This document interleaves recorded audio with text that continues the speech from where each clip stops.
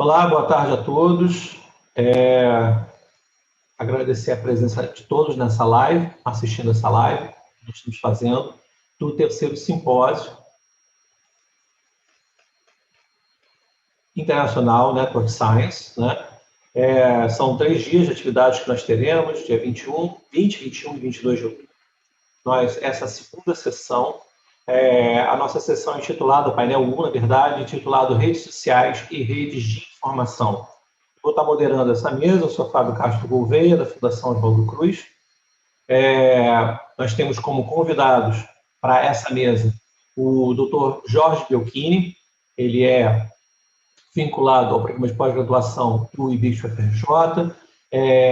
Ele vai falar sobre redes colaborativas na divulgação científica, experiência do Observatório de Evidências Científicas Covid-19, e depois nós teremos a fala do Dr. Gustavo Mata, lá da Fundação Oswaldo Cruz também, que vai estar apresentando a temática de redes colaborativas na saúde, experiências com a rede Zika e Covid-19.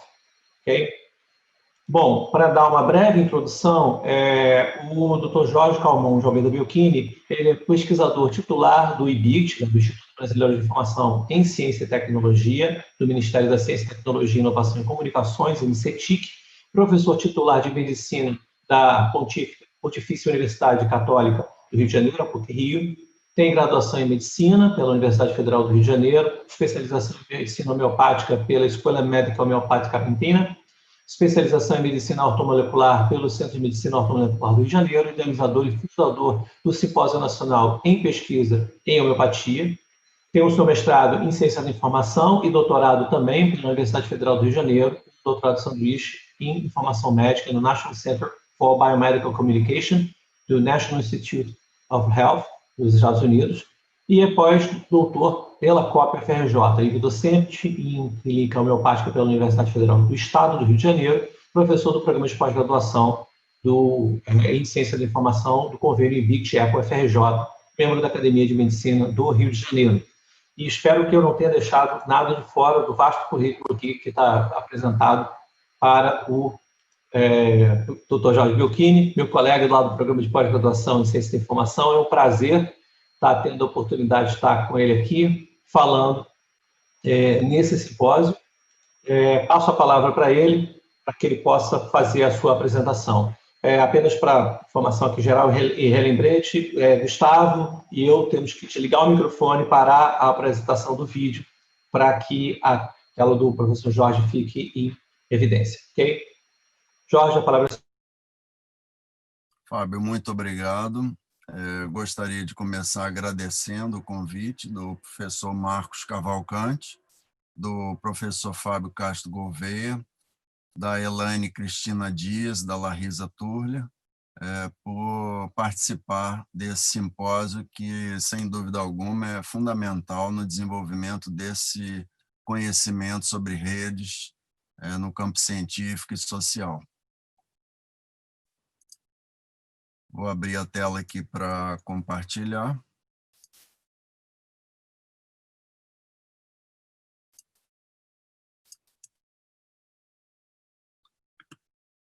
E vou trazer para vocês a experiência dessa iniciativa que nós estamos desenvolvendo ao longo desse ano, que é o Observatório de Evidências Científicas Covid-19.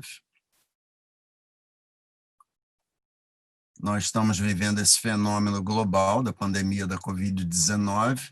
A sua fenomenologia se centra numa epidemia viral, um vírus altamente contagioso, que tem um padrão clínico diferente de outros similares, apesar de ser de uma família de vírus, né, que já teve epidemias anteriores. E 2 pontos fundamentais nesse padrão clínico diferente é o que se chama tempestade inflamatória, de citocinas inflamatórias, e transtornos tromboembólicos, né? O bloqueio dos vasos sanguíneos. Esses 2 fatores aí levam a vários riscos e danos em vários sistemas do organismo. Em paralelo com essa epidemia que se tornou pandêmica, nós temos um contexto organizacional com vários fatores desafiadores. O primeiro deles, todos vocês conhecem, a escassez dos recursos dos sistemas de saúde, em vários países, né, do mundo, a escassez de recursos, e aí a palavra está repetida, dos recursos terapêuticos, né, vem se tentando vários tipos de medicamentos de várias classes, na busca de controlar e tratar a doença, o despreparo dos órgãos governamentais em todas as esferas, inclusive em esfera global, como a Organização Mundial da Saúde, né, todos demonstrando, ou quase todos demonstrando um grande despreparo para lidar com uma situação dessa monta, e o desconhecimento e controvérsias médicas dentro do próprio âmbito das profissões de saúde sobre as medidas de controle. Muitas controvérsias, né, muitos prós e contras de vários lados, ninguém é dono da razão, da verdade. Então, isso ainda hoje é um ponto delicado no contexto organizacional. Ao lado disso, nós temos contextos sociais, né? O que todos nós estamos vivenciando, do distanciamento social, alguns denominam isolamento social, mas, na verdade, é um isolamento presencial. Nós estamos aqui virtualmente conversando e dialogando ciência. Um grande desconhecimento sobre todos os fenômenos que têm acompanhado a pandemia, o que gera o principal fenômeno emocional desse contexto, que é o medo generalizado, não só de quem contrai a doença, mas de todos, né? Assim, dos profissionais, dos familiares, da sociedade, dos gestores, etc. Esse é um ambiente altamente propício para a desinformação, por causa de todos esses fatores. Então, nós temos vivido essa infodemia, esse misto de informação e desinformação semi-caótico que nós temos que lidar todos os dias. Ao lado disso, finalmente, um outro fator que é a baixa competência informacional da população, até de alguns segmentos profissionais, para lidar com essa infodemia. Se já tem essa baixa competência para lidar com informação em contextos, vamos chamar assim, de normalidade, que dirá diante de uma infodemia. Então, diante disso, nós criamos essa iniciativa logo depois do período que houve o isolamento, né, e criamos o Observatório de Evidências Científicas, cuja missão é essa, que está no site do Observatório, né? Trazer informação de qualidade para orientar as pessoas, baseadas todas em evidências científicas, de maneira clara, objetiva, útil e aplicável. A visão do observatório é manter uma atualização constante, ampliando essas informações cada vez mais, isso tem sido feito, disseminando essas pesquisas e garantindo o tempo todo a qualidade científica, sempre com foco na sociedade e nas evidências científicas. E o propósito está baseado nesses princípios: a ciência, a confiança, a ética, o respeito e a responsabilidade para com a sociedade. O observatório foca em 3 públicos: o público leigo, isso foi uma questão central, né, diante desse panorama de desinformação, infodemia. O público leigo é bombardeado permanentemente por todo tipo de informação, mas também o público profissional da saúde, que tem que lidar com essa massa, esse volume constante de informação, e os acadêmicos, pesquisadores de diferentes áreas. Então, nós montamos algumas redes, né, que são compostas por vários colaboradores científicos, um site oficial ligado a várias mídias sociais.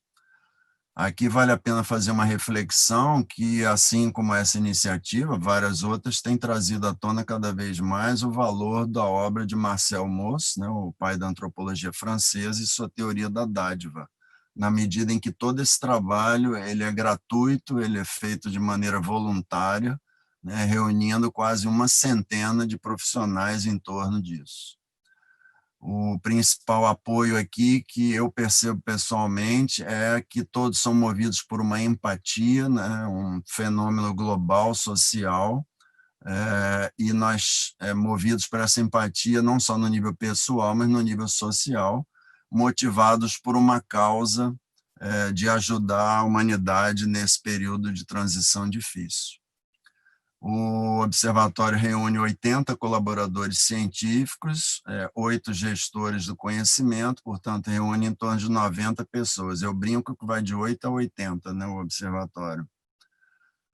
Cobre as 3 grandes áreas do conhecimento, as ciências da saúde, as ciências sociais humanas e as ciências tecnológicas, né, principalmente com foco em inovação.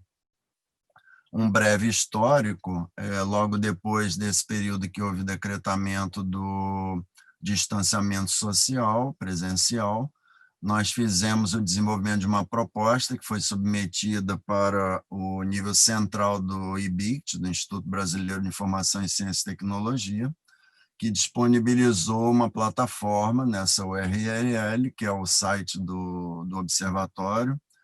Nós fizemos vários testes e fizemos avaliações para aprimorar e, finalmente, fizemos o lançamento oficial pelo Ministério de Ciência, Tecnologia e Inovação. Esse observatório faz parte desse portal mais amplo do Ministério. É um observatório que reúne vários conteúdos de informação numa vertente multimodal, inclui textos, inclui imagens relacionadas aos textos, vídeos e lives, né? Que estão sendo feitas principalmente pelo próprio IBICT.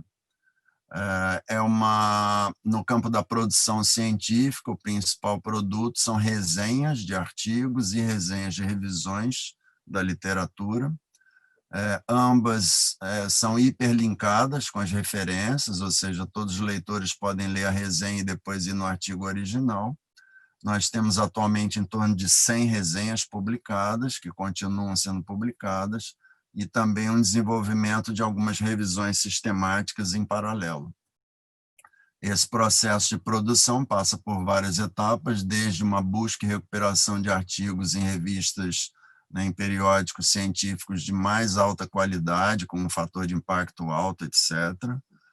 Uma indexação e organização de alguns desses artigos selecionados numa base de dados, uma seleção pelos colaboradores dos artigos que vão produzir resenha, o desenvolvimento da própria resenha, que segue um modelo que é para todos, né? Isso garante uma uniformidade do trabalho, um processo de revisão daquilo que é produzido e uma publicação em seguida, com divulgação não só pelo site, como pelas redes sociais. Ao longo desse período, principalmente pela necessidade de atender o público leigo, nós fomos reunindo termos técnicos, mesmo porque o profissional, né, assim, o acadêmico e o próprio profissional de saúde, ele está tão acostumado com o linguajar sofisticado, técnico, que é muito difícil escrever numa linguagem que vá diretamente para o leigo. Isso exige um processo educacional. Então, nós demos essa liberdade de serem colocados termos técnicos e fomos criando em paralelo um glossário com as suas definições. Essas definições são focadas justamente no público leigo, trazendo os conceitos centrais de cada termo. Esses termos são hiperlinkados, ou seja, quando você lê a resenha, tem caixas de texto, quando você passa o mouse por cima do termo específico. Eles são categorizados por assuntos, e todo esse material que está sendo reunido, e o glossário continua aumentando o número de termos, será publicado em livro, e há um potencial até para desenvolver um tesauro a partir desse vocabulário controlado. Em termos de buscar atender comportamentos de busca de informação dos usuários, dos navegantes pelo site, nós pensamos em diferentes fluxos dessa navegação, bottom-up, top-down, middle-out, né, ascendente, descendente, lateralizante, e criamos 2 iniciativas para atender uma navegação mais interessante, mais atraente do ponto de vista da experiência, no sentido top-down, que são o caleidoscópio da ciência, que leva o navegante a diferentes bases de dados no mundo inteiro, selecionadas por diferentes assuntos, e o caleidoscópio da Covid-19, que leva justamente para esse conjunto grande das resenhas. Então, a experiência do usuário, vocês depois podem navegar pelo site, quem ainda não fez, você entra no caleidoscópio e você vai sendo guiado como se você fosse abrindo portas de acordo com o assunto que você deseja, em vários níveis que você vai abrindo, uma porta atrás da outra, até chegar onde você deseja. É um modelo de colaboração científica, integra 3 redes internas, né? A rede dos colaboradores, dos gestores e a rede técnica do site e das redes sociais, e 3 redes externas, que são aqueles públicos-alvo. Todas são policêntricas, do ponto de vista do desenho da rede, e abertas. Esse trabalho também tem produzido um modelo de divulgação científica, na medida em que atinge um público múltiplo, com diferentes níveis de expertise, com diferentes vocabulários, mantendo sempre o máximo de alta qualidade e o senso crítico, porque essas resenhas, muitas delas, têm uma avaliação crítica ao longo do texto.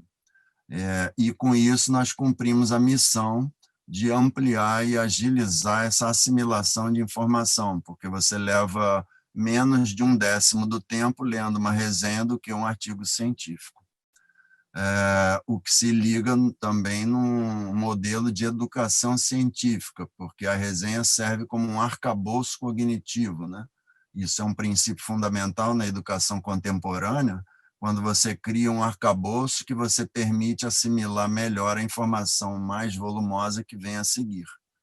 E aí a resenha tem sido proposta nesse nosso projeto como um arcabouço mais efetivo do que ler o resumo do artigo. O resumo é muito resumido, excessivamente resumido, e não atende a todos. Muitas vezes você não consegue dar conta dos conteúdos suficientemente só lendo o resumo. Já a resenha vai num nível mais abrangente, mas o suficiente para ter uma economia de tempo, de agilidade na leitura. Então, nesse sentido crítico também, esse modelo contribui para promover mais competência informacional, fazendo uma educação consciente e inconsciente, até subliminar, na medida em que você navega ali, né? A sua mente vai se educando a uma leitura mais crítica por causa de todos esses aspectos. Então, é essa mensagem que eu queria trazer para vocês, e no final, depois, como o professor Fábio colocou, nós vamos abrir para perguntas em geral, não só para mim, mas para o professor Gustavo, etc. Queria agradecer a atenção de todos.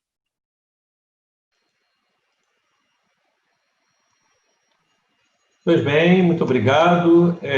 Vou passar, então, acho que mais diretamente agora, a palavra para o Dr. Gustavo Mata, para que ele possa fazer a fala dele, e aí depois a gente tenta aí fazer uma postura final com algum debate e, eventualmente, aproveitar alguma contribuição das pessoas que podem fazer e podem interagir ou deixar perguntas no chat do YouTube, que está sendo acompanhado, para que a gente possa elencar questões, tá bom? Gustavo, vou deixar a palavra com você. Gustavo, vou antes fazer a sua apresentação breve, né? O Gustavo Correia Mata possui graduação em Psicologia pela Universidade de Santa Úrsula, mestrado e doutorado em Saúde Coletiva pelo Instituto de Medicina Social da Universidade do Estado do Rio de Janeiro. Atualmente é pesquisador em Saúde Pública da Escola Nacional de Saúde Pública Sérgio Aluca, da Fundação Oswaldo Cruz, coordenador da Rede Zika Ciências Sociais da Fiocruz e editor associado da revista Physis de Saúde Coletiva. Tem experiência na área de saúde coletiva, com ênfase em políticas e planejamento de saúde, atuando principalmente nos seguintes temas: emergências e reemergências em saúde, atenção primária em saúde, políticas e gestão do cuidado em saúde e saúde global. Gustavo, passo a palavra para você. Jorge, a gente tem que tirar vídeo, tirar o áudio para dar a primazia para ele. Gustavo, seu microfone está fechado, agora está aberto, né? Ok. Sim. Me escuta? Sim. Bom, boa tarde a todos e todas. Queria agradecer muitíssimo o convite, especialmente ao Fábio e a Elaine, que entraram em contato comigo, para compartilhar um pouco a experiência da Rede Zika Ciências Sociais. E eu vou me deter um pouco mais na questão da experiência da Rede Zika, foi um pouco a encomenda que a Elaine me deu, mas ao final eu vou falar um pouco como é que essa experiência está nos dando subsídios para poder responder agora, mais recentemente também, às questões da pandemia de Covid-19 no Brasil. Bom, eu vou compartilhar aqui minha tela.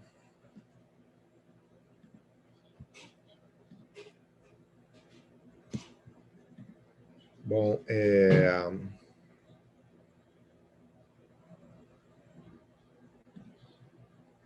ok. Bom, falando muito assim, introdutoriamente a respeito dessa nossa rede Zika Ciências Sociais, na realidade, em 2015, mais ou menos em maio de 2015, já haviam, antes um pouco, já havia sido identificado alguns casos de um tipo de doença contagiosa diferente, uma arbovirose, provavelmente, e que estava provocando algumas reações parecidas com a dengue, né, principalmente nas populações do Nordeste. Depois de alguns estudos, né, se identificou que o vírus Zika, que já tinha sido descoberto em 1947, estava circulando no nosso país e que ele é transmitido, então, pelo nosso velho conhecido, que é o Aedes aegypti.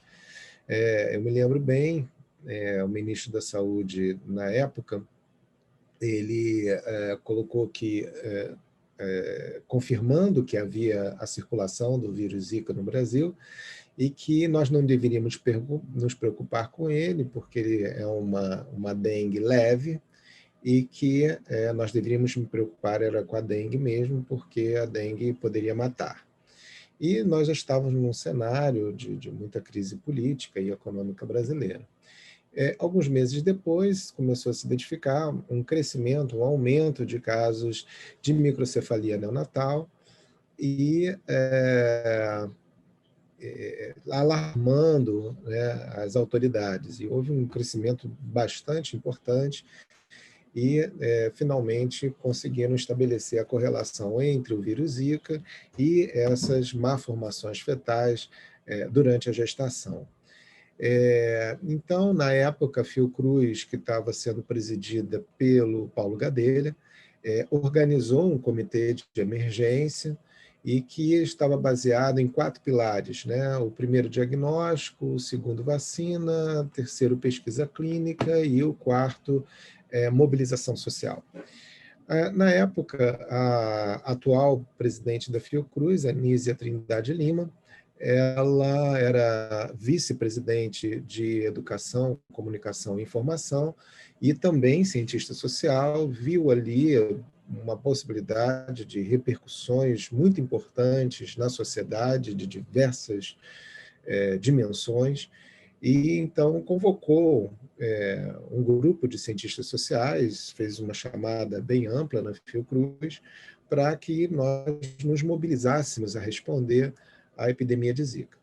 Enfim, por isso que eu coloco ela aqui como sendo a nossa coordenadora da Rede Zika Ciências Sociais. Ela deu esse primeiro passo, não tínhamos ideia ainda que seria uma rede, isso é muito importante quando a gente vai pensando nessas questões.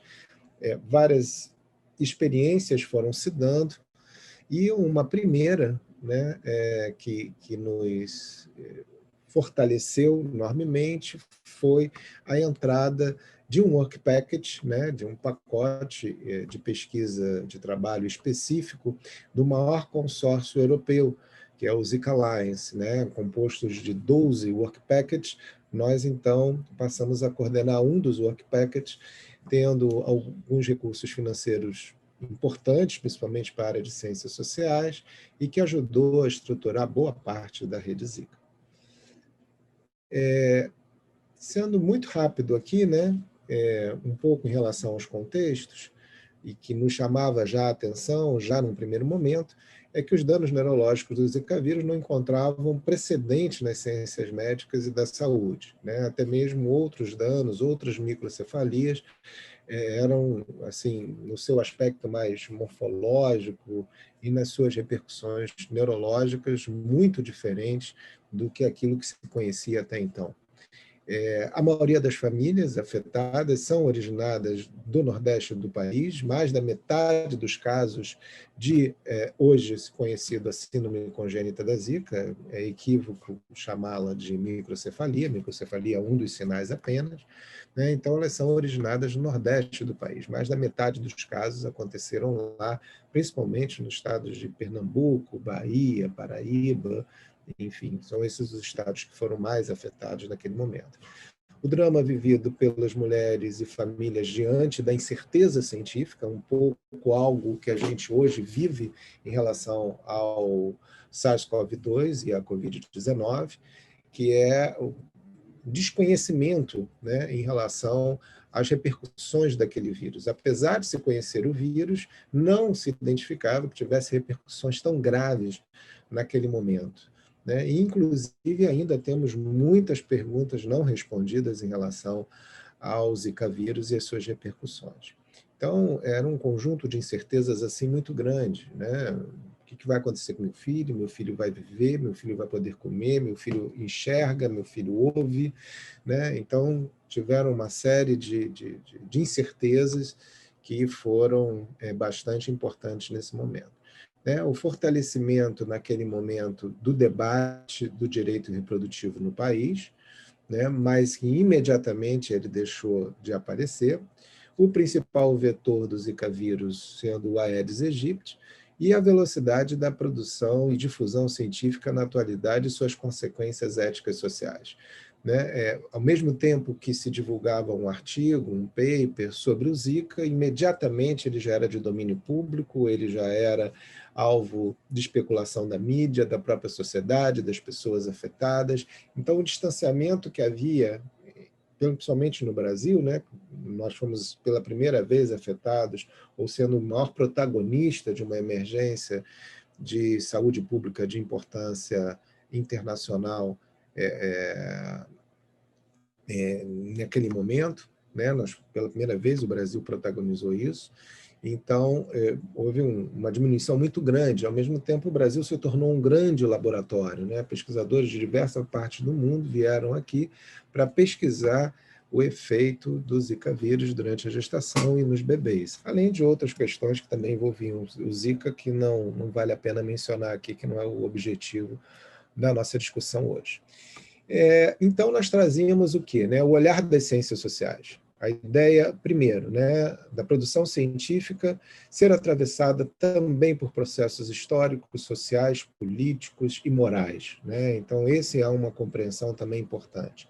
A segunda, né, a epidemia como um híbrido. Hoje se fala muito do conceito de sindemia. Né? O sindemia já é um conceito já do início dos anos 2000 e que vem ganhando força, uma vez que ele estabelece relações com outras enfermidades, né, já endêmicas em determinados lugares e também nos seus fenômenos e repercussões em relação às desigualdades sociais, exigindo uma abordagem interdisciplinar e uma ação intersetorial. Né? Essa é uma outra dimensão também que as ciências sociais já traziam, né, para esse campo. A fundamental contribuição das ciências sociais para a compreensão e a ação em cenários de grande incerteza, né? De que maneira a gente consegue se mover em cenários de grande incerteza, tanto do ponto de vista da ciência, quanto da política pública, como também da comunicação social. A resposta para além da questão da epidemiologia, né? A construção de respostas integradas à percepção e à participação social. Essa também era uma questão importante que nós vemos trabalhando, e a necessidade de envolver famílias ou pacientes afetados, né, desde o início da construção de um protocolo de pesquisa. Então, isso é importantíssimo do ponto de vista ético e é também importante no sentido da possibilidade de formular novas questões que muitas vezes são invisíveis aos cientistas ou, né, ao pesquisador daquela especialidade. E a produção de conhecimento em perspectiva interdisciplinar, propondo ações concretas frente à epidemia e suas consequências. Isso aqui é só para vocês verem um pouco, né, esse retrato do que foi a Zika, né, em termos de notificação, né, de microcefalia. Né? Então, vocês podem observar aqui, né, que tem um pico elevado aqui já no final, né, nas semanas epidemiológicas de 2016, né, já vinha num crescimento, e depois, de 2017, ela cai a níveis bem menores do que já existia anteriormente. Porém, os casos de microcefalia ainda continuam acontecendo, em menor número, claro, mas que ainda nos trazem preocupação do ponto de vista científico, do ponto de vista da política social, no sentido da atenção a essas famílias e essas crianças, e também do ponto de vista social, em função do impacto em diversas dimensões.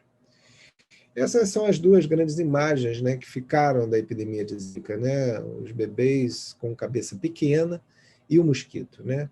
Então, existe um grande apagamento de uma série de outras questões e que as ciências sociais e os movimentos sociais começaram a trazer naquele momento, e a gente ali começa uma necessidade de uma ação mais articulada. Não vou chamar de uma ação em rede ainda, porque realmente ainda não existia nesse sentido, né? Tanto do ponto de vista com pesquisadores, quanto do ponto de vista da política pública, quanto do ponto de vista dos movimentos sociais e do ponto de vista da visibilidade de crianças com múltiplas deficiências e pessoas com múltiplas deficiências que até então eram bastante invisíveis na nossa sociedade, com baixíssimo recurso de investimento e acesso a tratamento e atenção.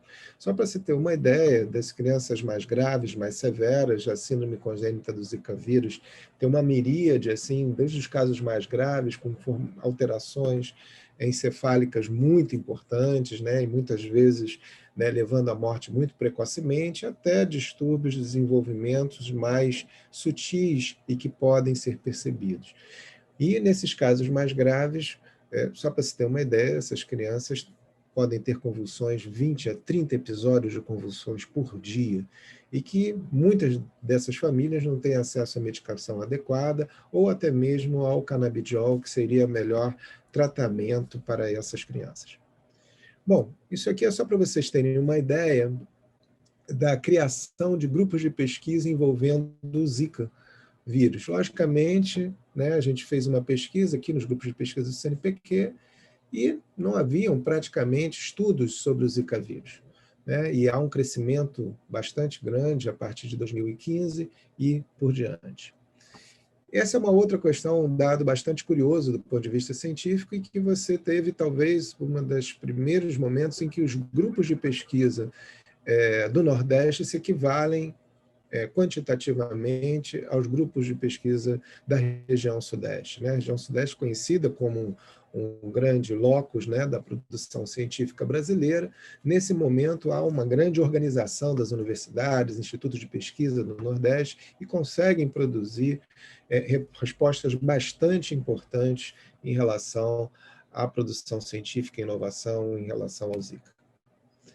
E uma outra questão que eu gostaria de chamar aqui, quer dizer, você tem, em cima da produção e dessa organização desses grupos de pesquisa, as duas grandes áreas, ciências e saúde, lógica, e ciências biológicas.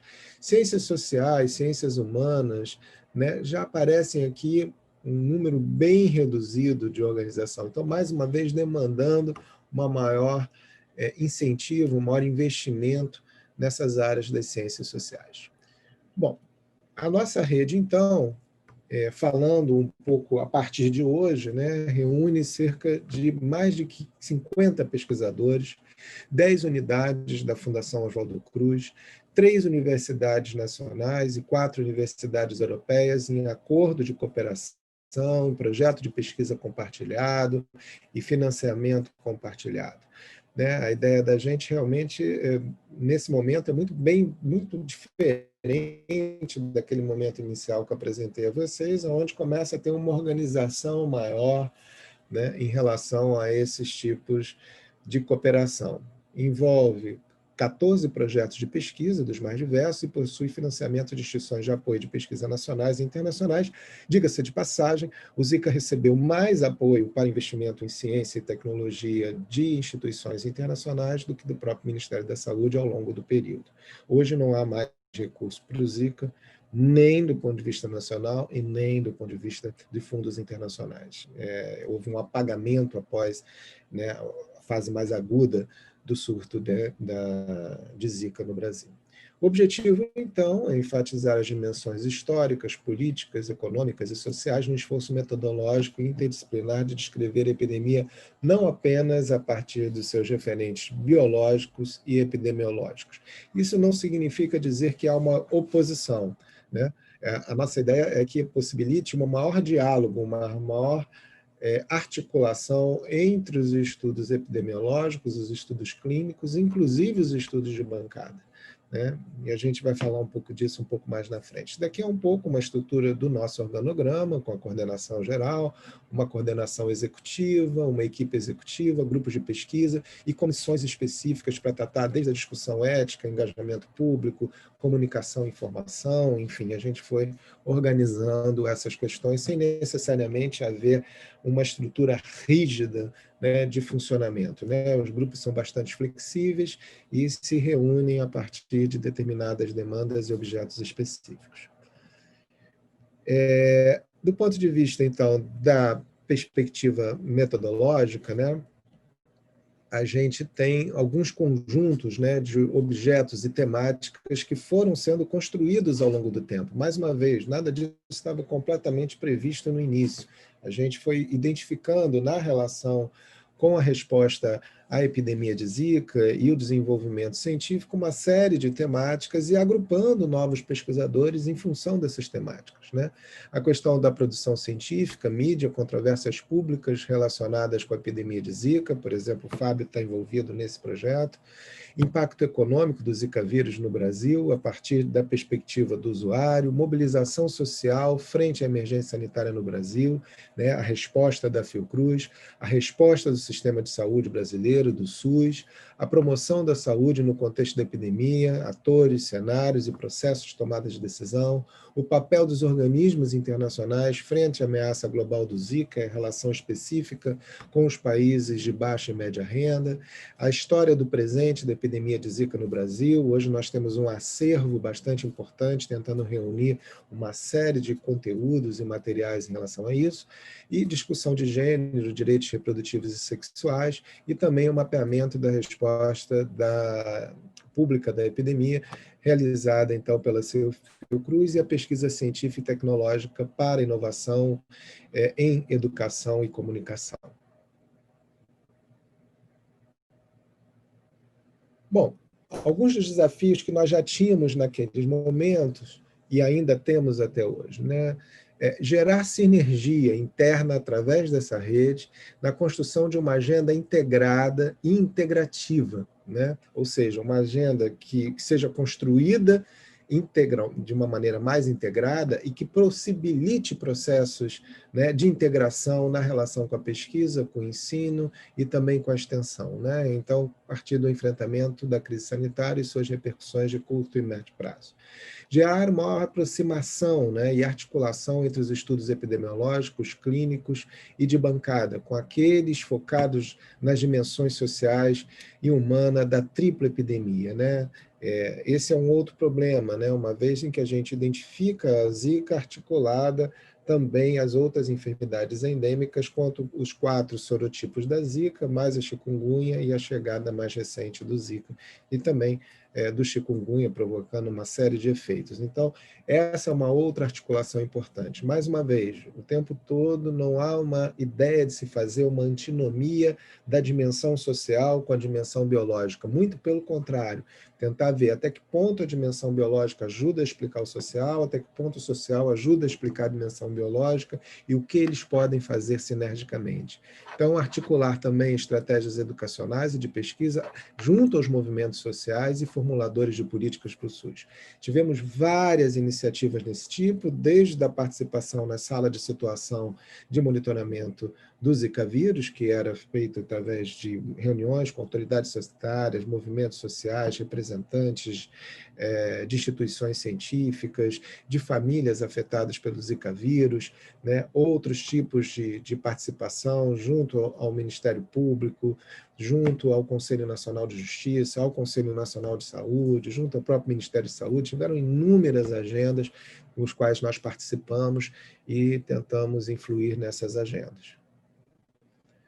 a produção de conhecimento de forma inter e transdisciplinar para gerar inovações no campo científico, educacional, político e social, né? A construção de base de dados histórica, bibliográfica e multimídia sobre a epidemia no país, é esse acervo que nós estamos construindo. Então, a gente tem ainda não podemos chamar num repositório completamente organizado, mas estamos nesse caminho, com um trabalho que a gente está contratando um arquivista para ajudar a organizar todo esse processo histórico, né, de conteúdos em relação à epidemia de Zika. E aqui já fazendo um anúncio, não temos ainda a data, a gente vai lançar agora em final de novembro, quando completa os 5 anos da emergência de saúde pública nacional, de importância nacional pelo Zika, né, que foi em novembro de 2015, a gente vai lançar a nossa exposição sobre a história do Zika vírus no Brasil. Vai ser uma exposição claramente virtual, né? Nós tivemos que mudar completamente o processo de trabalho por conta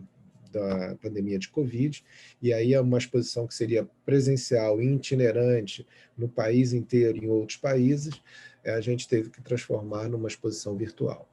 Né, subsidiar a proposição de políticas públicas que respondam às diversidades e desigualdades sociais produzidas no território nacional. Isso é, sim, algo muito importante que, aliado à importância do direito à saúde no Brasil, ao desenvolvimento da ciência e tecnologia e uma perspectiva democrática, é algo que muito significativo para o enfrentamento das emergências e reemergências sanitárias no país.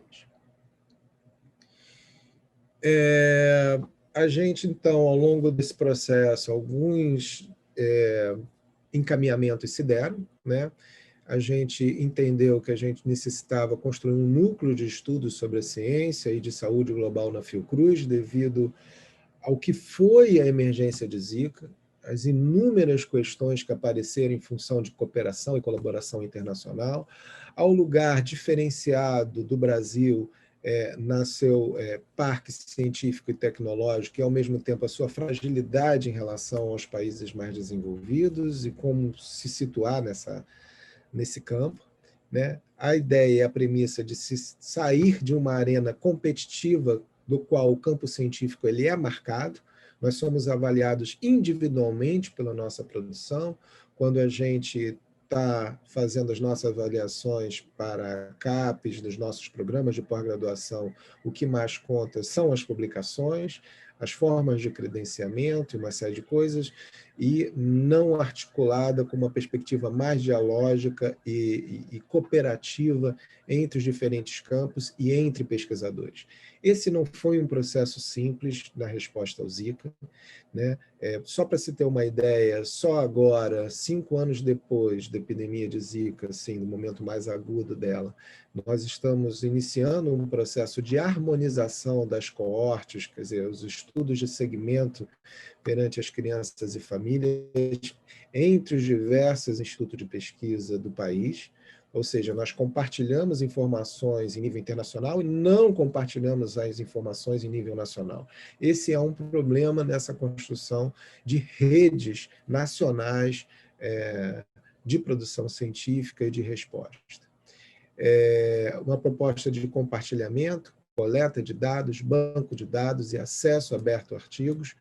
Esse é um outro dilema, né? A questão da ciência aberta e do compartilhamento de dados. Os nossos pesquisadores ainda não estão preparados para isso. Eu imaginava que isso era alguma coisa unicamente do campo biomédico, não no campo das ciências sociais. Isso também é um problema, né? Não só do compartilhamento, mas também sua dimensão ética, no sentido de estar expondo sujeitos à privacidade, uma série de coisas.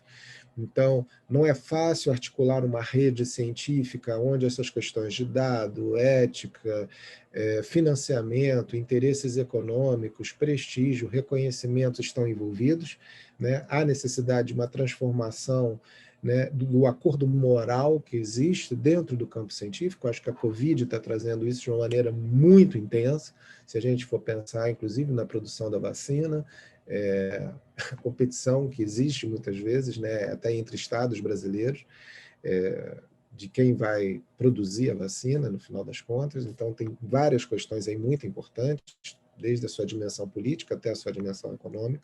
Então, são questões que nós estamos trabalhando na dificuldade de estabelecer essas redes, que isso envolve dados de pesquisa, informação, comunicação, né, e uma série de outras dimensões, né? A construção colaborativa, né, que é um desafio epistemológico e político, né, e os desafios da gestão, né?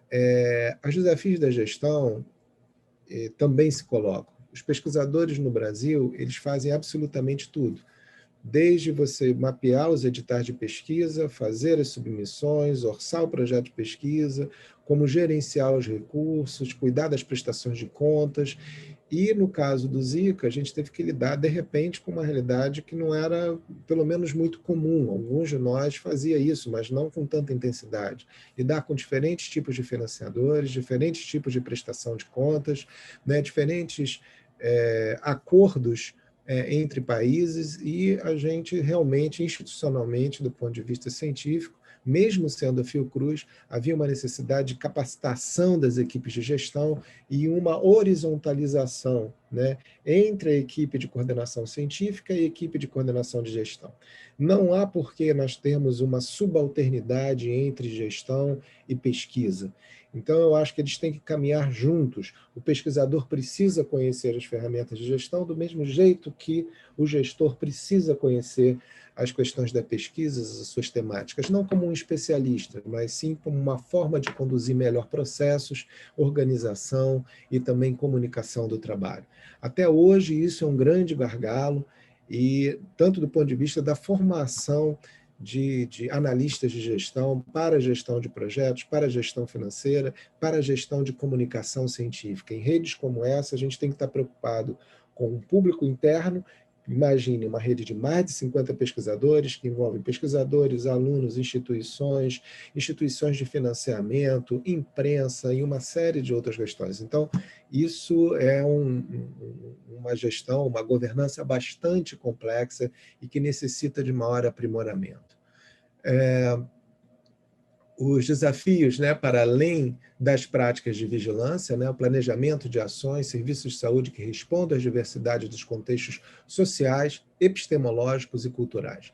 Não é só o olhar sobre os contextos sociais e territórios específicos em função da desigualdade social, isso é muito importante, mas também o próprio tratamento epistemológico. Por exemplo, na Covid-19, e com o levantamento que nós temos feito, a área de favelas é onde elas, no Rio de Janeiro, por exemplo, onde você tem uma maior incidência de casos e a maior taxa de letalidade. Então, isso não é menor, né? Então, isso tem que ter uma atenção epistemológica, do ponto de vista da organização da epidemiologia, com as ciências sociais, com a assistência social e as políticas de saúde.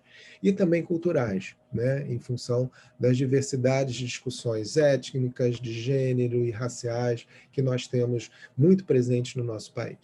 E o desafio para o campo político, né, a necessidade de fortalecimento do SUS, do papel do Estado na proteção social de sua população e das políticas de ciência e tecnologia para fazer frente às demandas sanitárias que o Brasil apresenta com o atual drama, né, da epidemia do Zika vírus.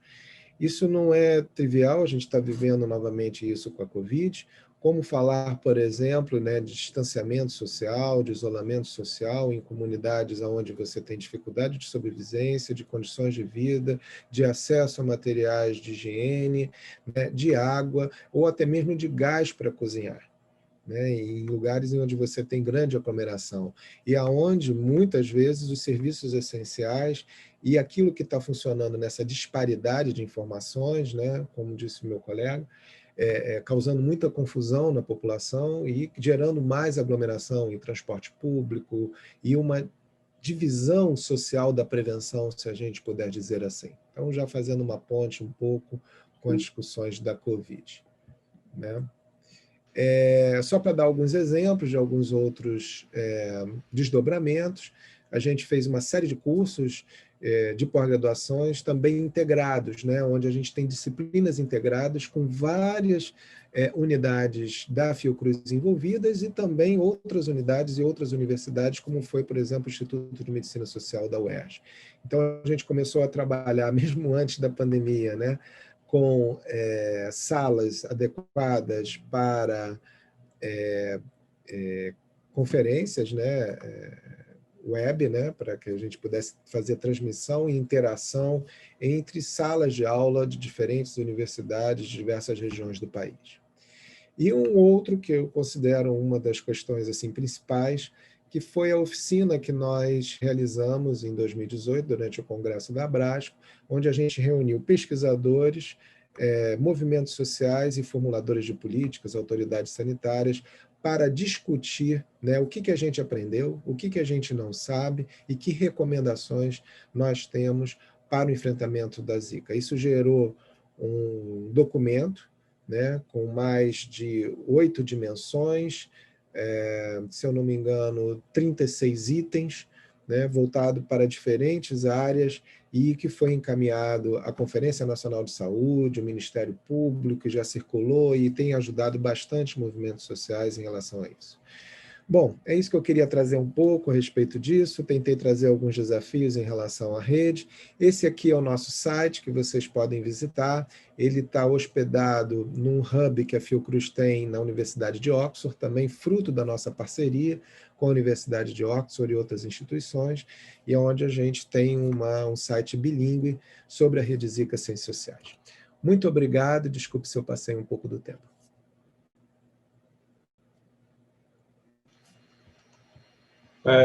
Jorge, podemos voltar também com o microfone e vídeo, querendo. Não, tranquilo, acho que a gente acabou tendo um bom equilíbrio de tempo. A gente tem algumas questões, primeiro, que foram lançadas no chat, enquanto teve a fala de vocês, eu estava anotando aqui as colocações. Primeiramente, aqui tem uma colocação da Elaine Dias, que comentou para o Dr. Bolchini, como o senhor enxerga as oportunidades para a colaboração científica e redes de conhecimento entre os diversos atores da sociedade com esse trabalho iniciado no Observatório de Evidências? Obrigado, Eliane. Essa pergunta é muito importante, né? Porque, na verdade, esse contexto todo da pandemia tem sido muito provocativo para que nós, enquanto seres humanos, criemos soluções, criemos busca de possibilidades novas, né, de inovações.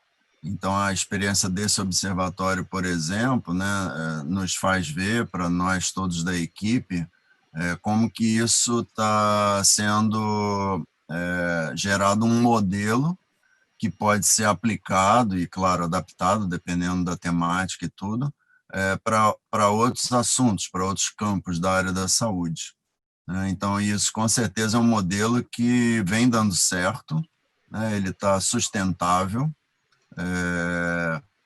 já são 5 meses desde que foi lançado, né? E sem nenhum apoio financeiro, assim, tudo funcionando bem com produção e tudo mais, né? Mantendo uma frequência de produção boa, quer dizer, acho que esse é um modelo que pode ser realmente aplicado em vários outros campos da saúde. Bom, a Lívia Lima comentou aqui para o Dr. Bolchini, saudade das suas aulas, tá? Tem também aqui um comentário do José Antônio Gonçalves, falando rede excelente em prol da saúde pública, falando da rede Zika, né, que o Dr. Gustavo Mata apresentou. E tem 2 colocações aqui da Carla Damasio. A Carla Damasio escreveu, Gustavo, importa considerar numa rede internacional de pesquisa em saúde as questões éticas e legais que podem ser distintas em cada país. Acresce-se ainda, né, acrescente-se ainda as questões éticas da investigação online, que é distinta da investigação face-to-face, né, face a face. Não sei se você quer comentar alguma coisa sobre esses desafios do ponto de vista prático que a rede Zika teve que enfrentar. Seu microfone está fechado. Sim. Fabrício. A gente teve, agora recentemente mesmo, a gente está com uma pesquisa com a OMS sobre a percepção de risco entre gestantes. E, para vocês terem uma ideia, enfim, é uma pesquisa que envolve, estava planejada para ser antes da Covid-19, se a gente soubesse que ela existiria, né? Então seria uma pesquisa presencial, e nós demoramos praticamente 1 ano e pouco em submissão do Comitê de Ética de Pesquisa no Brasil, porque era uma pesquisa financiada pela OMS e era uma pesquisa multicêntrica, que estava acontecendo no Brasil, na China e em Porto Rico. Depois da Covid-19, nós tivemos que mudar o protocolo de pesquisa para fazer a pesquisa remotamente. Para te dizer, assim, ser sincero com você, a gente recebeu ontem o parecer do Comitê de Ética dizendo que a gente pode iniciar as entrevistas remotas. Então, isso foi muito diferente do que aconteceu com a Colômbia e com Porto Rico em relação às ciências sociais. Nós não estamos lidando, lógico que existe toda a preocupação com a privacidade, o cuidado com o participante da pesquisa, o consentimento informado, enfim, todos esses protocolos, o suporte que nós temos que dar às famílias enquanto elas estão dando entrevistas, quem vai cuidar dos bebês, tudo isso tem que ser pensado, o custo do transporte, apesar de a gente não poder dar nenhuma remuneração direta a essas famílias, a gente pode custear transporte, uma série de coisas. Então, há uma diferença muito grande entre países de como se estabelece essa questão do protocolo de pesquisa, em especial o protocolo de pesquisa das ciências sociais. Então, a gente teve alguns problemas, sim, em relação a essas questões. Durante a emergência de Zika, teve uma questão que foi o fast tracking, né, que é o que a gente está vivendo agora também com a Covid. Então, há um compromisso da CONEP, que é o Conselho Nacional de Ética em Pesquisa, em responder rapidamente aos protocolos de pesquisa durante uma emergência sanitária. Então, esse foi um ponto que ajudou na época da epidemia de Zika, mas depois que passou a epidemia de Zika, a gente não teve mais essa possibilidade de avaliações mais rápidas, né? Então, eu acho que essas realmente são questões que a gente precisa se preparar melhor para elas, ter uma discussão. Existe uma questão, por exemplo, também do compartilhamento de patógenos, né? Esse é um outro problema que a gente viu durante a epidemia de Zika. A legislação brasileira, a nossa legislação sobre biodiversidade, é uma legislação muito protetiva e necessária também, mas, ao mesmo tempo, se torna, às vezes, quase que impeditivo você conseguir estabelecer cooperação internacional devido à burocracia e aos impedimentos que se estabelecem para compartilhamento de patógenos, desde o ponto de vista ético até o ponto de vista legal. Então, você tem realmente alguns obstáculos que a gente tem que enfrentar para poder desenvolver essas redes, desde o ponto de vista nacional até do ponto de vista da sua relação com outros institutos de pesquisa fora do país. Você está mudo, Fábio? Obrigado. As telas aqui diferentes, a gente não vê que eu não estou com o seu microfone. Eu vou aproveitar uma pergunta que a Elaine Dias colocou aqui, que eu acho que pode ser tratada por vocês dois, com uma questão também que ficou na minha cabeça aqui. Por acaso, eu tenho um grupo de colegas da faculdade, a gente sempre fica conversando entre si e debate muitas questões científicas. A Elaine fez a seguinte colocação: o que falta para essa maior articulação entre as redes nacionais? A Covid-19 pode ter contribuído com essa maior interação e compartilhamento de dados, ou ainda há esse desafio a ser superado?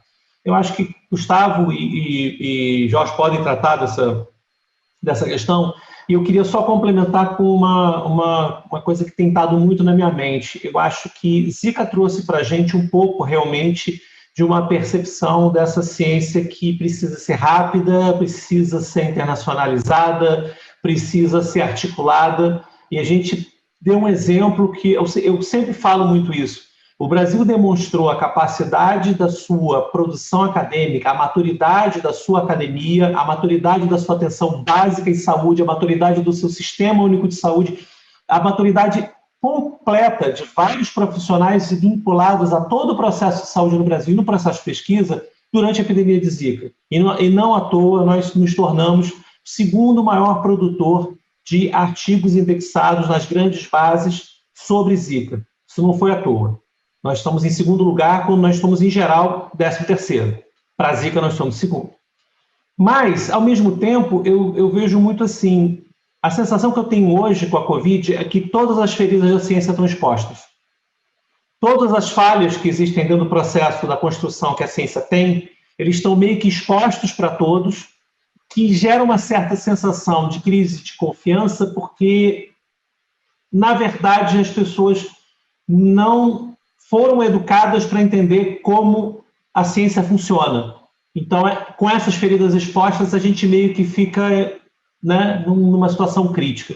Eu deixo essas duas questões para que vocês se coloquem ou se contraponham até a minha visão, ou a própria. E no caso da Elaine, acho que é mais um pedido de uma busca para essa ideia da interação em si, né, de como o que pode ser feito. Gustavo, quer começar? Pode começar, Jorge. Você primeiro, sem problemas. A pergunta novamente provocativa da Elaine é muito boa. Bom, primeiro eu queria agradecer a Lívia pela saudade da aula e retomar a pergunta da Elaine. É muito boa, quer dizer, tanto os exemplos que o Gustavo apresentou sobre todo o processo da Zika, né, e que o Fábio agora complementou, mostrando várias instâncias brasileiras que foram capazes de lidar com esse fenômeno de uma forma que superou pelo menos uma boa parte dos desafios, né, em termos de atender a população, buscar soluções, produzir ciência sobre isso, quanto agora o exemplo da Covid, demonstram que um fator fundamental, né, e que se liga até no que eu apresentei lá no início, é a motivação, né, sem dúvida, né? O Gustavo mesmo mostrou na apresentação esses vários desafios que nós temos no campo da ciência, dos conflitos de interesse. Primeiro, da sobrecarga, né, o pesquisador tem que fazer tudo, né, de A a Z. Há uma pressão muito grande por desempenho, etc., produtivismo, né? Tudo isso são complicadores, e há conflitos de interesse, sem dúvida, há ciumeira, há ambições, há toda aquela questão do orgulho acadêmico, quer dizer, são uma série de coisas que são humanas, né, que fazem parte da nossa realidade, mas que são realmente impeditivos. Então, quando nós temos um desafio mais coletivo, né, e esses são dois exemplos, algumas dessas barreiras, eu não vou dizer que quebram necessariamente, mas pelo menos algumas amolecem, né? Os corações vêm junto com o cérebro. Então, a motivação acho que é um fator primordial, né? E as lições que são deixadas, né, tanto, por exemplo, da Zika como agora da Covid, são de que há grandes vantagens em diluir certas barreiras, né? Assim, que não é só uma questão de salve-se quem puder, vamos tentar fazer tudo. É claro que o motivo é esse, mas as coisas têm sido feitas em grande parte com muita seriedade, com muita responsabilidade, né? É claro que, por exemplo, a velocidade de produção científica aumentou muito, né? E é claro que várias coisas encurtaram, quer dizer, a revisão por pares, métodos que você pode comprometer uma pequena coisa aqui ou ali para agilizar, mas isso mostra que, bom, funciona, é aquela coisa do ótimo é inimigo do bom, né? A gente fica querendo a excelência, o que é muito bom, mas em situação de crise, o que importa é a regra de Pareto, né? 80-20. Assim, se com 80 você resolver 100%, né? Para que você vai precisar de 85, 90 e por aí vai? Não sei se estou respondendo, mas eu entendo que esse é um grande motivador, mas depois é uma reflexão, como nós estamos fazendo aqui, né? Qual é o legado? Né? Qual é o legado cultural, né? No sentido da academia, no sentido do profissionalismo, né? É que dá para fazer de outras maneiras e dá para fazer com qualidade, com segurança, né? Então, esses são os pontos, assim, eu acho que principais que eu gostaria de trazer aqui para a gente continuar a reflexão. Não, hiper obrigado pela pergunta, Jorge. Eu concordo com você inteiramente, né? Existe um fator motivacional barra moral, né? Eu acho que nos atinge de alguma maneira quando a gente vem com o coração e o cérebro junto, né? E o desejo, né? Então essas coisas todas se misturam muito, né? E Fábio, é isso mesmo, né? A gente sempre fala isso, né? O Brasil respondeu muito bem à epidemia de Zika em apenas 4 meses, talvez menos, que 4 meses é o tempo da publicação, né? A gente conseguiu determinar a relação do vírus Zika com a microcefalia, com os achados, né, morfológicos e tudo isso, e foi um tempo ultra rápido, né? Então, não só a ciência brasileira, mas também eu queria fazer também uma observação aqui no enfoque de gênero, né? As principais líderes de pesquisa relacionados ao Zika são mulheres, né? São as mulheres na ciência brasileira que lideraram boa parte da resposta ao Zika, né, em diversas áreas, né, na área da epidemiologia, na área da pesquisa clínica, na área da virologia, né? Então, eu acho que essa é uma outra dimensão importante, né? Quando eu vou em alguns eventos, às vezes internacionais, eu tenho muito orgulho, porque eu vejo muitos homens, né, na resposta ao Zika, e as nossas mulheres estão lá, né, representando o Brasil e as mulheres brasileiras na ciência. Então, eu acho que isso também é um outro fator muito importante, porque aí você também traz outras dimensões à questão do processo de produção científica, como o Jorge tinha comentado, né? Uma certa cultura dentro da nossa visão científica. Eu acho o seguinte, eu acho que o Zika já nos mostrou teve um impacto muito grande sobre nós. Nós não sabíamos muito bem como lidar com isso em determinados momentos. Houve uma declaração, tanto da OMS quanto da Wellcome Trust, que todos os financiamentos internacionais você teria que compulsoriamente compartilhar dados, né, durante uma emergência sanitária.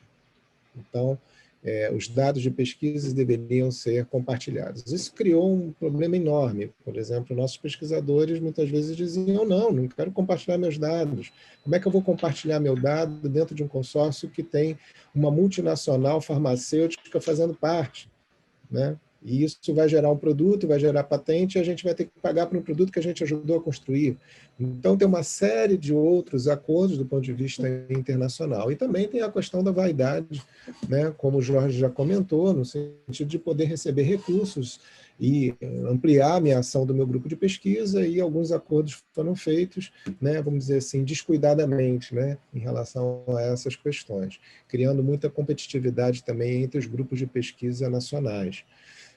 Ainda mais numa época em que a gente teve corte, né, de recursos para a ciência e para a tecnologia, e hoje ainda mais, né, a gente perdeu praticamente 75% do investimento em ciência e tecnologia no Brasil nos últimos anos. Isso não é pouca coisa, né? Então, você tem um ajuste de contas. Vou dar um outro exemplo também. A questão, por exemplo, havia uma ideia de se criar um biobanco para os patógenos, para as amostras de Zika, né? E esse biobanco seria constituído na Europa, né? Aos poucos, essas unidades, esses financiadores perceberam que isso seria inviável, não só do ponto de vista assim, de lidar com as legislações locais, mas também do ponto de vista político, porque havia uma resistência muito grande dos pesquisadores nacionais de compartilhar patógenos nesse sentido. Então, hoje já se tem uma ideia de você construir biobancos descentralizados, e você também tem a questão da digitalização das amostras, o que facilita muita coisa em muitos processos. Então, você está tentando encontrar saídas. Por exemplo, o programa Solidariedade a pesquisa de solidariedade, do Solidarity da OMS, né, que está testando drogas para o tratamento da Covid. Os dados são centralizados na OMS. O dado não é de ninguém, os dados são centralizados na OMS. Essa foi uma outra saída também que se deu para que você não tivesse apropriação, né, de grupos de pesquisa ou nacionalização dos dados. Então, teve uma centralização desses dados dentro da OMS, de ser um acordo prévio, né? Todos os dados são enviados diretamente para a OMS e lá eles estabelecem as análises e tudo isso. Não sei se essa é a melhor saída, mas estão tentando se encontrar saída. Ou há um acordo também que a OMS está brigando, por exemplo, em relação às vacinas. Nesse momento, como o Jorge falou, há uma compaixão global em relação, se a vacina quando ela estiver disponível, quando ela for segura, ela for eficaz, durante algum tempo essa vacina estará disponível, né, a custos, né, de produção, né, para os países que aderirem, né? Mas isso também é por tempo determinado. Então, tem muitas coisas que a gente ainda precisa discutir e ver como melhor manipula essas questões, né? Então, eu acho que a emergência de Covid, tentando ser um pouco otimista, né? Eu acho que a gente está lutando por um projeto de futuro. Um projeto de futuro para a ciência, um projeto de futuro para a saúde, um projeto de futuro para a sociedade. Né? Para a ciência ficou cada vez mais claro que a gente precisa ser mais integrados, ser mais próximos, conseguir trabalhar integradamente. Na saúde, a gente precisa de sistemas universais de saúde fortes, robustos e integrais, capazes de dar resposta e servir de sentinela para essa e outras emergências. E na questão da sociedade, a claríssima iniquidade social global que não se sustenta mais, enfim, eu acho que essas três questões, fora a discussão ambiental, e ainda mais atravessadas por questões de gênero, de questões raciais, enfim, tudo isso está evocado no meio dessa crise, né? Eu queria trazer mais um ponto, né, pegando o gancho no que o Gustavo falou, né, que é um aspecto que talvez não esteja tão aparente, que é a questão do benefício que pode ser tirado da desinformação, né? Que é um paradoxo, né? Porque, na verdade, a desinformação é um desserviço, né? É algo maligno, quer dizer, faz mal em vários aspectos, mas, ao mesmo tempo, né, está motivando vários profissionais, pesquisadores, docentes, a necessidade de exercer o seu papel educador de maneira mais ampla.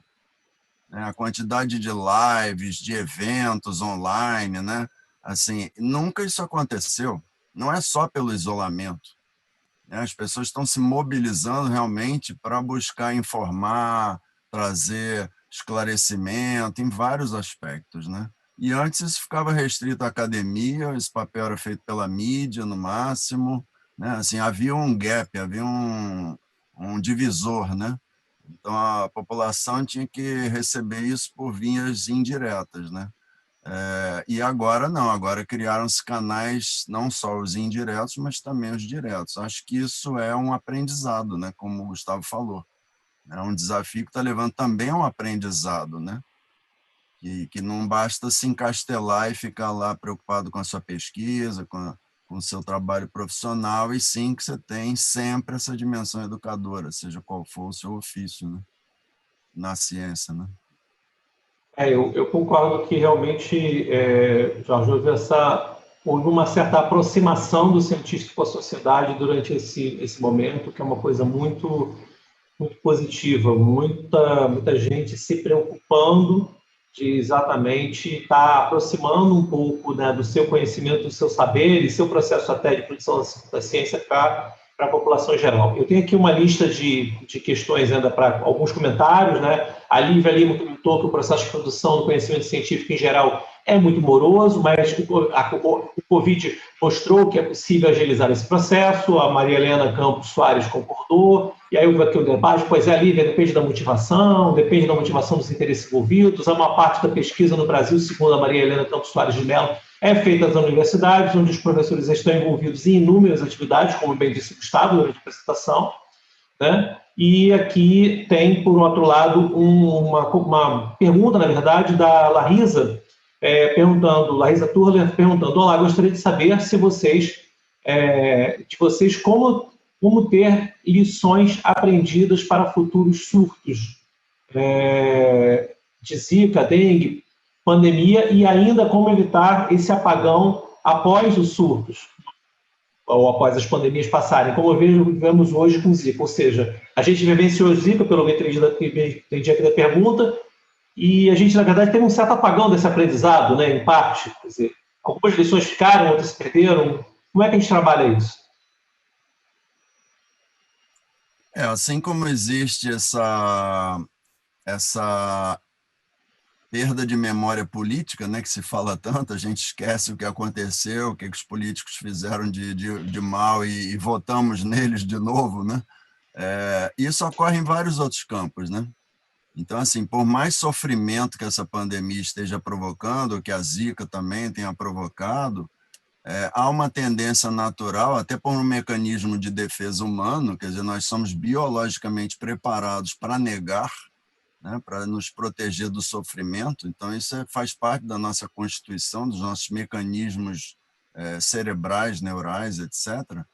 E acho que aí o mais importante, me parece, é o papel das instâncias e dos profissionais da educação, né? Porque é por onde você muda mesmo, de maneira mais profunda, a cultura, né?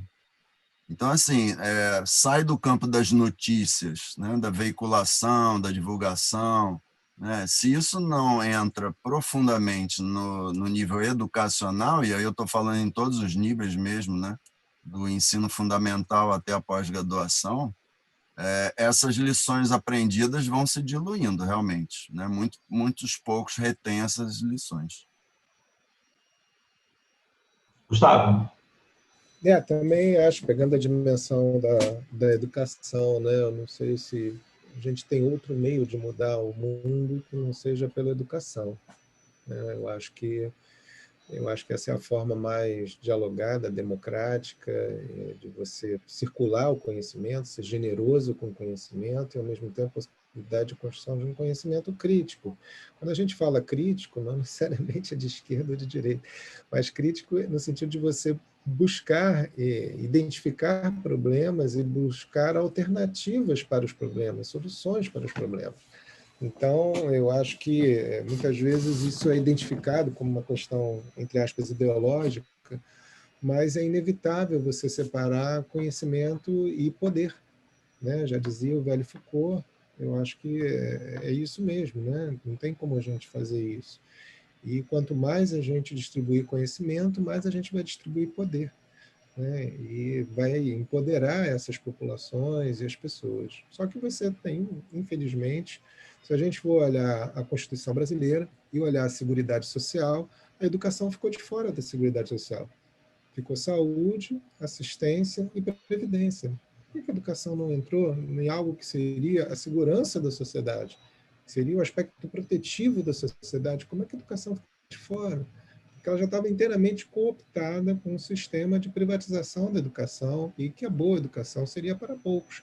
Do mesmo jeito, a visão da universidade e tantas outras. Então, eu concordo com o Jorge. Em relação à questão das respostas a epidemias, né, a gente tem várias epidemias no Brasil. A gente não tem uma só. A gente teve, no ano passado, a dengue aumentou em alguns estados 400%. Né? O impacto, por exemplo, que você tem laboral do chikungunya, com pessoas com dor durante 2 anos nas articulações, fazendo uso de medicamentos pesados para poder controlar a dor, é uma coisa assim gritante e completamente invisível. Invisível para quem? Né? Para nós que estamos na pesquisa, isso é completamente visível e torturante todos os dias. É como se a gente fizesse um monitoramento do caos, como se a gente fosse sádico para monitorar o sofrimento, né, e os desastres que acontecem todos os dias, que nem Mariana, que era um desastre anunciado, que nem Brumadinho, que era um desastre anunciado, né? Enfim, a gente sabe que o Zika, dengue, chikungunya, Zika pode retornar, a gente não sabe, não tem muita clareza porque a Zika deixou de ter a importância epidemiológica que ela teve. Porém, até hoje a gente não tem um bom teste sorológico para o Zika. A gente não sabe qual é o potencial da transmissão sexual do Zika, que essa é uma outra coisa que foi completamente apagada no Brasil da discussão da transmissão sexual do Zika. Acabou de sair um artigo agora confirmando mais uma vez a questão da transmissão sexual. Né? O impacto sobre essas crianças, apenas 33% das crianças estão em estimulação. 33%. A gente teve uma notificação de mais de 15 mil casos de microcefalia, 13.100 foram de Zika. O que foram os outros 12 mil? Por que a gente focou unicamente no Zika? E os outros casos de microcefalia foram derivados de quê? Toxoplasmose, citomegalovírus, sífilis congênita. O que foi? Né? E a gente não tem esses números, a gente não tem número das crianças com deficiência no Brasil. A gente não sabe quantas crianças com paralisia cerebral existem no Brasil, a gente não tem informação. Então, existe também um apagão dos dados. Isso também é importante. Existe uma falta de acesso a dado, a informação, que é fundamental para a gente fazer ciência, para a gente poder responder a essas necessidades. Então, eu acho que a gente tem aprendido muito, sim. Né? A gente tem aprendido desde o ponto de vista de diversas áreas e tudo, mas eu acho que tem algumas coisas que nós sabemos. Né?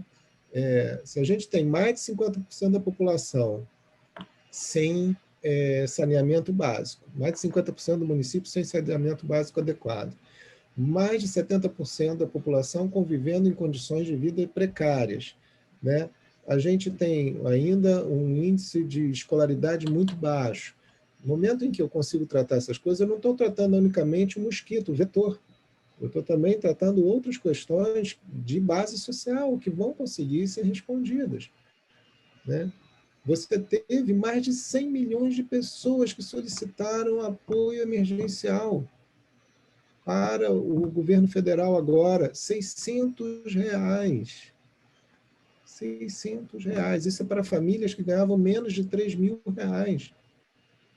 Né? Então, gente, isso é um número que, por si só, já fala, né, das nossas mazelas, das nossas questões e das nossas diferenças em relação ao impacto da Covid na Europa e ao impacto da Covid no Brasil. Eu costumo brincar dizendo que a Europa está vivendo uma segunda onda, né? E a gente está vivendo um tsunami interminável.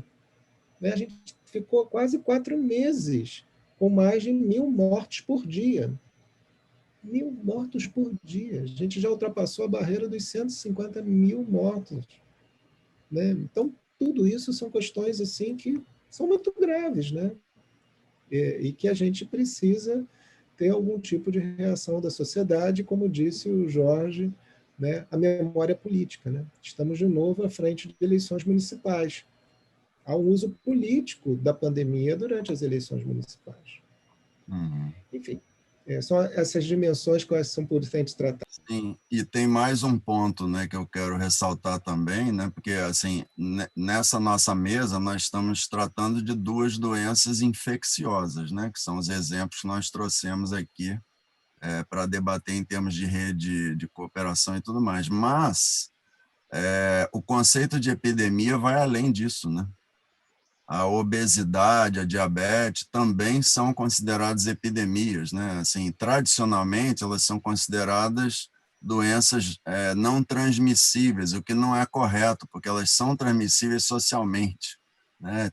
Tem estudos, até Fábio, que pesquisa muito em redes sociais, sabe que alguns estudos foram feitos, principalmente um na New England, que foi publicado, sobre obesidade, como é que se transmite socialmente, quer dizer, as mesmas lições, ou pelo menos algumas das lições para as doenças infecciosas, que é onde isso fica mais patente, mais gritante, também podem e devem ser adotadas para outros tipos de doenças, como você mesmo mencionou, né, Gustavo? As iniquidades, falta de saneamento, ou seja, são outros tipos de epidemias. Né? A epidemia de suicídio que está havendo, de depressão entre jovens, né? De automutilação, são epidemias, né? Não são no sentido clássico do termo, né? Mas são aumentos que a curva você pode caracterizar como epidêmica, se não pandêmica, né? Então, são lições que eu entendo que podem ser também transferidas para esses outros campos, o que vai retroalimentar, né, toda a compreensão sobre a questão da saúde, né? Bom, eu só vou aqui ler os últimos comentários que foram feitos. A gente está meio chegando no nosso teto de tempo de hoje. A Carol Damasio fez um comentário de que, com tanta desinformação, é de todo pertinente o papel dos profissionais de saúde na promoção da literacia em saúde. A Priscila Carvalho comentou que concorda, a sociedade e a academia estão aprendendo com o desafio da pandemia, se adaptando. A Tereza Cristina Mafra também comentou que essa questão da gestão é muito importante mesmo, impacta em todo o processo de pesquisa. Eu complemento aqui uma coisa em relação ao que o Gustavo falou, que esse momento, né, que a gente vivenciou, né, em relação à Zika, foi aquele momento Carlos Chagas, né?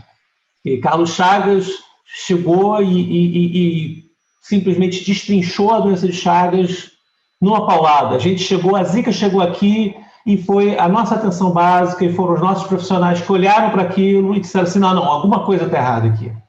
Isso aqui tem um problema nisso. E contrariando todas as previsões que todo mundo dizia que a chikungunya que vem, que vai ser o problema, etc. E é um tremendo problema, né? Claro, não deixou de ser, mas a perspectiva naquele momento era com chikungunya, né? Com o risco da chikungunya, porque era um risco conhecido, né?